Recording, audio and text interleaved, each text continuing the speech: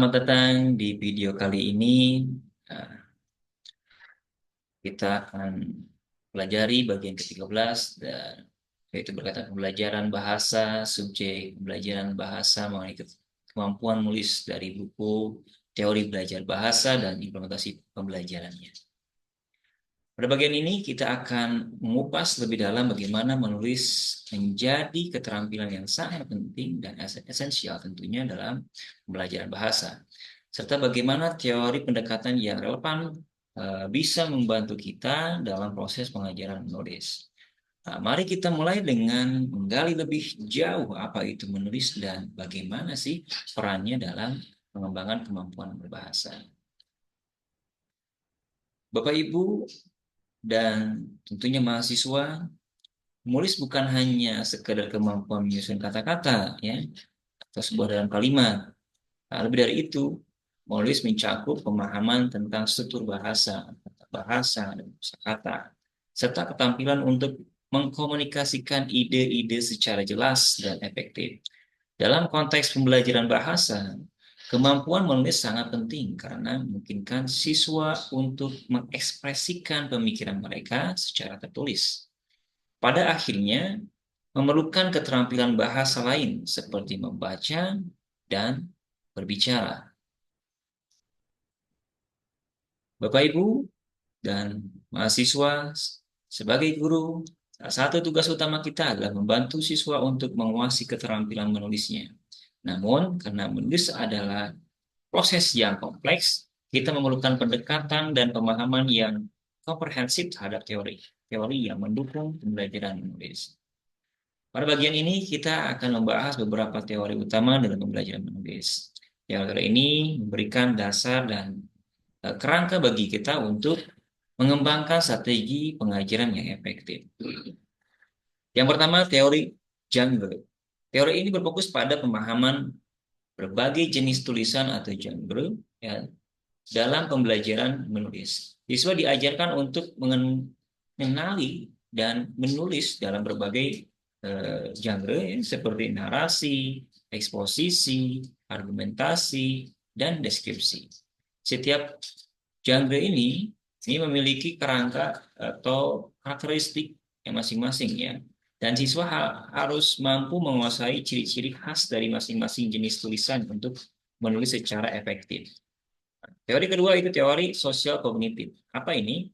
Nah, teori ini menekankan pentingnya interaksi sosial dan kognitif dalam pembelajaran bahasa, yaitu khususnya pengembangan keterampilan menulis, ya. Dalam konteks ini, menulis dianggap sebagai proses kolaboratif, ya, di mana siswa belajar melalui bimbingan guru dan interaksi dengan teman sejawat. Melalui proses ini, mereka tidak hanya belajar menulis secara teknis, tetapi juga merefleksikan proses menulis mereka sendiri tentunya, yang pada gilirannya meningkatkan kualitas tulisan para siswa maupun mahasiswa, ya.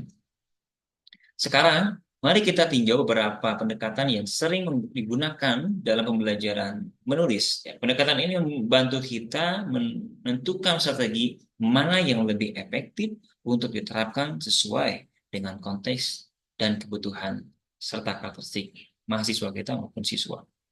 Pertama, pendekatan komunikatif. Ya, pendekatan ini menekankan pada penggunaan bahasa untuk komunikasi secara nyata. Siswa diajak untuk menulis dengan tujuan yang jelas, misalnya untuk menyampaikan informasi atau mengungkapkan pendapat. Dengan menulis untuk tujuan komunikasi yang nyata, siswa juga belajar bagaimana mengekspresikan ide mereka secara jelas dan langsung kepada pembaca. Kedua, yaitu pendekatan berbasis proyek. Pendekatan berbasis proyek melibatkan siswa dalam proyek menulis yang relevan dan bermakna, seperti penulisan blog, ya, pembuatan majalah kelas, atau menulis cerita pendek. Pendekatan ini diharapkan siswa tidak hanya belajar menulis secara teknis, tetapi juga memahami relevansi keterampilan menulis dalam kehidupan yang real atau nyata. Ketiga, yaitu pendekatan kolaboratif. Bapak, Ibu, dan teman-teman mahasiswa, dalam pendekatan kolaboratif ini, siswa maupun mahasiswa bekerja sama dalam kelompok untuk mengembangkan keterampilan menulis. Mereka saling memberikan umpan balik dan mendiskusikan ide-ide mereka, yang membantu mereka memperbaiki tulisan dan meningkatkan pemahaman mereka tentang proses menulis tentunya.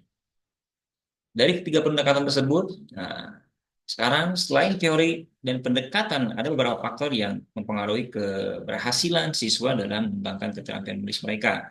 Faktor-faktor ini harus diperhatikan, Bapak Ibu, ya, tentunya pada guru-guru untuk memastikan bahwa proses pembelajaran menulis berjalan secara efektif.